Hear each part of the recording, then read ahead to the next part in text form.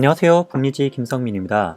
프루사 슬라이서 강좌 21번째 시간이고요. 오늘은 가변 적층 높이, 즉 어댑티브 레이어 하이트에 대해서 알아보도록 하겠습니다. 프루사 슬라이서에서는 상단 메뉴에 Variable Layer Height라고 하는 제목으로 되어 있는데요. 높이에 따른 레이어 하이트의 변화라고 보시면 됩니다. 3D 프린터는 한 층 한 층을 이렇게 쌓아가는 과정을 거칩니다.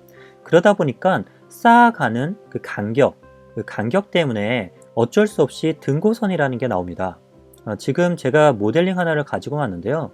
이렇게 매끈한 형태의 모델링이지만 얘를 슬라이싱해서 출력을 했다고 생각해 보면 이렇게 나오게 됩니다. 보시면 앞서서 매끈했던 거와는 다르게 굉장히 좀 지저분하고 거칠게 나오고 있죠. 이렇게 등고선이 나타나는 이유는 완만한 수평면에서 주로 발생을 합니다. 아예 평평하면 하나의 레이어로 되겠지만 약간이라도 기울기가 있으면 그 기울기를 표현해 주기 위해서 레이어를 한 층씩 쌓는데 그 쌓아가는 게 등고선 형태로 나타나는 거죠. 이거를 해결해 주는 두 가지 정도의 방법이 있는데요. 하나는 얘를 그냥 이대로 놔두는 게 아니라 회전을 시키는 겁니다. 그러면 앞서서 굉장히 울퉁불퉁 계단식으로 되어 있던 부분이 없어지고 매끈한 형태로 다시 바뀐 걸 볼 수 있습니다. 두 번째 방법은 레이어 하이트를 낮추는 겁니다. 레이어 하이트가 지금 0.2로 되어 있는데요. 이 값을 많이 낮춰서 0.1 혹은 0.07로 한번 바꾸겠습니다. 그리고 다시 슬라이싱을 해보겠습니다. 지금도 여기 가운데 중심 쪽은 이렇게 등고선 부분이 좀 두드러져 보이지만 그 주변부는 상당히 부드럽게 바뀐 걸 알 수 있습니다. 이렇게 적층 높이를 세밀하게 자르면 자를수록 이런 완만한 표면이 좀 더 부드럽게 만들어진다 라고 하는 거 알 수 있는데요. 근데 여기서 문제가 있습니다. 지금 0.07 레이어로 했을 때 출력 시간 한번 보죠. 4시간 정도 걸렸습니다. 4시간 4분. 그런데 반면에 0.2로 하면 어떻게 되죠? 0.2로 했을 때는 2시간 24분. 그러니까 2배 이상이 시간이 증가한 것입니다. 와, 엄청나죠? 이렇게 출력 품질을 높이기 위해서 적층 레이어의 하이트를 줄이게 되면 시간이 정말 많이 증가하게 된다는 단점이 있습니다. 빨리 출력물을 보고자 할 때는 쓰기가 어려운 방법이고 또 시간이 많이 들고 하면 전기세도 많이 나가잖아요. 그래서 생긴 기능이 바로 가변 레이어 하이트, 어댑티브 레이어라고 하는 그 기능입니다. 자, 그거를 위해서 제가 모델링 하나를 불러오겠습니다. 지금 제가 사신을 하나 가지고 나왔는데요. 이 사신을 한번 기존 조건에서 슬라이싱을 해보도록 하겠습니다. 자, 슬라이싱을 했더니 전체적으로는 잘 나왔는데요. 약간 눈에 걸리는 부분이 있습니다. 사신의 여기 다크서클 있는 이런 부분, 좀 지저분하죠. 이 부분도 완만하기 때문에 발생하는 곳입니다.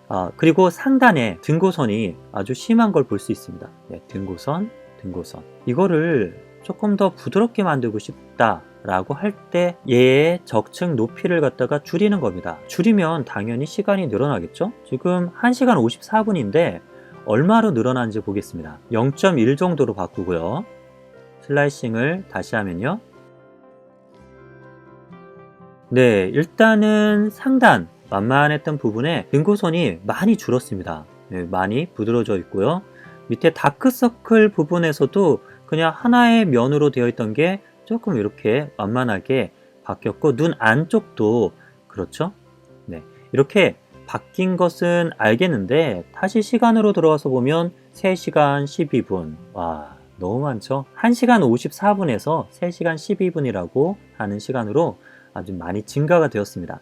이럴 때 쓸 수 있는 것 바로 들어가겠습니다. 자, 우선은 모델링 보기로 왼쪽과 상단에 이런 설정 메뉴들을 클릭할 수 있는 아이콘이 나오게 되는데요. 내가 슬라이싱 하고자 하는 모델링을 선택합니다. 선택하면 가려져 있던 메뉴 중에 Variable Layer Height, 가변 적층 높이 아이콘이 활성화가 되고요. 이거를 눌러주면 됩니다. 그러면 슬라이싱을 안 한 상태에서도 이렇게 슬라이싱 했을 때 알 수 있는 모아래 등고선이 나타납니다. 이제 작업은 이 등고선을 가지고 진행을 해주시면 됩니다. 무엇을 하냐면 좀 퀄리티가 높아졌으면 한다 싶었던 거는 이렇게 완만해서 등고선이 많이 나타나는 이런 부분이었을 겁니다. 다른 부분은 그냥 두고 등고선이 많이 나타나는 부분만 적층 높이를 낮추면 되잖아요. 네, 그거 해주는 게 바로 이 기능이라고 보시면 됩니다. 먼저 이거를 사용하기 위해서 프린터 세팅으로 들어가시고요. 프린터 세팅에 익스트루더 안으로 들어가게 되면 적층 높이 한계 지점이 있습니다. 이게 민과 맥스가 있는데요. 적층 높이를 얼마나 얇게 만들 것이냐를 미니멈 값에 넣고요. 얘가 커질 수도 있잖아요. 적층 높이를 키울 때 얼마까지 키울 수 있다 라고 하는 거를 이렇게 설정해 놓는 것을 말합니다. 거기서 저는 디폴트로 0.07이 되어 있었고요. 디폴트 값은 0.25인데 저는 0.3 정도까지 높여서 맥스 값을 기입해 놓습니다. 자, 그리고 프린터 세팅은 기본 0.1이 아니라 0.2 정도 표준 상태로 두고요. 자, 다시 빌드 플레이트로 모델링으로 왔는데요. 가변 레이어 높이를 클릭하게 되면 창이 뜨는데요. 창에 있는 설정은 리셋 정도만 아시면 되고 나머지는 기본 설정 내에서 두고 진행하셔도 무방하고요. 먼저 마우스를 오른쪽에 있는 이 바에다 갖다 대면요, 위아래로 이렇게 범위가 오르락 내리락 하는 걸 볼 수 있죠. 어느 부분을 내가 지금 조정해 주고 있구나 라는 걸 알 수 있는 것이 노란색이라고 보시면 됩니다. 여기서 마우스 휠을 돌려 보겠습니다. 휠을 돌리면요, 아주 얇은 부분에 대해서만 가변을 하고 싶다 할 때는 노란색 범위 두께를 줄이고요, 반대로 휠을 돌리면 이렇게 넓혀져서 그 부분의 적층 높이를 이렇게 바꿔줄 수가 있습니다. 넓은 범위를. 자, 그러면 이제 한번 작업해 보겠습니다. 마우스 왼쪽 클릭으로 줄이겠습니다.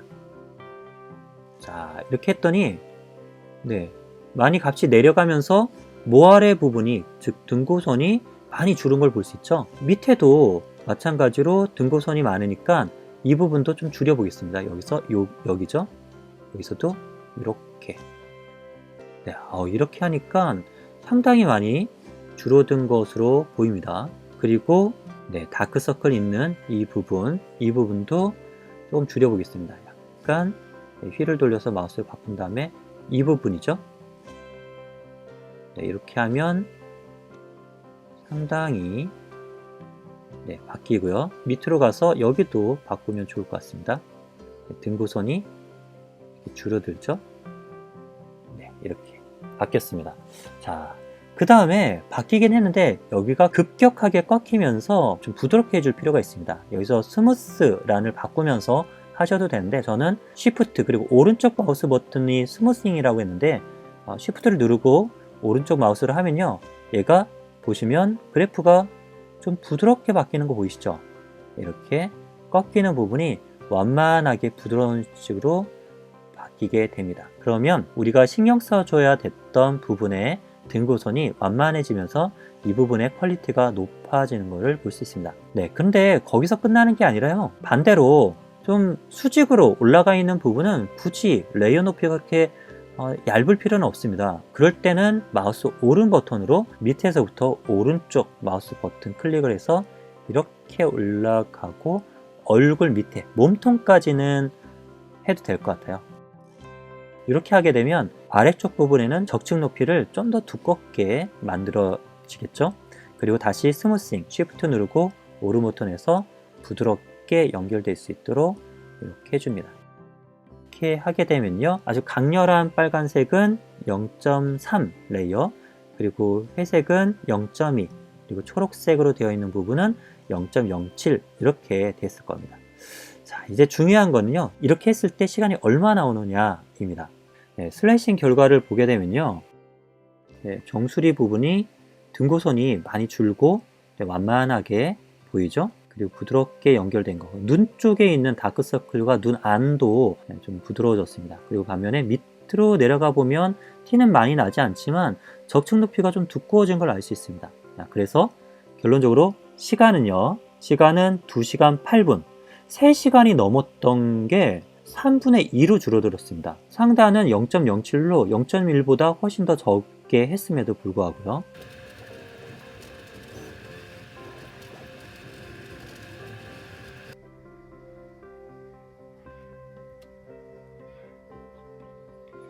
네, 출력을 마쳤습니다. 네, 층 높이 0.2mm로 했던 것, 그리고 0.1mm로 했던 것, 그리고 가변 레이어 높이를 이용해서 했던 것, 세 가지 결과가 나왔는데요. 시간은 예상 시간과 거의 동일하게 나왔고 1시간 54분, 3시간 12분, 2시간 8분이 걸려서 나왔습니다. 시간이 가변 레이어 높이를 적용한 게 0.2mm에 비해서는 그렇게 많은 시간 증가가 있지는 않았는데, 상단 탑에 제가 가장 중점으로 봤던 이 등고선이 0.2mm는 아무래도 등고선이 눈에 확연히 잘 보이고요. 0.1은 중간중간 빈 부분을 채우면서 좀 더 부드럽게 연결된 것을 볼 수 있습니다. 그런데 가변 레이어 높이는요, 0.07에서 3mm 범위를 주고 있는데 0.1mm보다 한 면만 보자면 가변 레이어가 가장 좋은 게 아닌가 싶은 생각도 듭니다. 근데 전체를 봐야겠죠? 하단 쪽, 옷쪽 부분에는 제가 일부러 수직으로 올라가기 때문에 이 부분은 0.3까지 하자 해서 그렇게 조정을 했었죠. 그러다 보니까 여기서는 0.3mm의 결이 다른 거에 비해서 좀 더 눈에 띄죠. 0.1은 결이 잘 파악이 안 될 정도로 아주 섬세하게 그려져 있고, 그 다음에 0.2, 마지막으로 가변 레이어의 0.3이 아닌가 합니다. 결과가 이렇게 나왔는데요. 가변 레이어를 여기서는 그래도 괜찮게 나왔지만 몇 가지 써서 안 되는 경우가 있습니다. 그 중에 하나가 필라멘트가 온도나 압출량에 따라서 광택 정도가 달라지는 것, 그 경우에는 쓰면 정말 안 좋습니다. 레이어 높이가 촘촘한 층 높이가 얇은 쪽은 단위 최적당 에너지, 온도를 더 많이 받기 때문에 온도가 올라갈 때 광택이 많이 빛나는 그런 필라멘트에서는 그 부분과 최적당 받는 에너지, 온도의 유입량이 적은 그쪽과 광택 차이가 너무 심해 갖고 딱 봐도 너무 티가 나는 그런 출력물을 얻게도 됩니다.